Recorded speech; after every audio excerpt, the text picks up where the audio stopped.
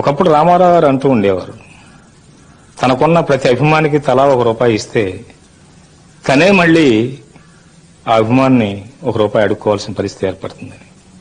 అలా దానానికి కూడా ఒక మితి, పరిమితి, ఒక హద్దు ఉండాలి.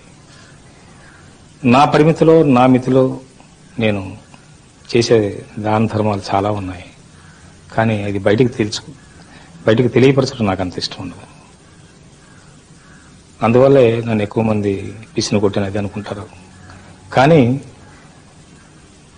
నేను జాగ్రత్త పడేది కేవలం నా కుటుంబ సభ్యులు వాళ్ళ భవిష్యత్తు కొరకే కాదు.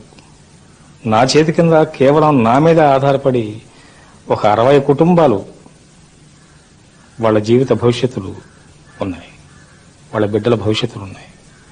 సో నేనేదో డబ్బుని పేక ముక్కల్లాగా విరజమ్మితే నా బిడ్డల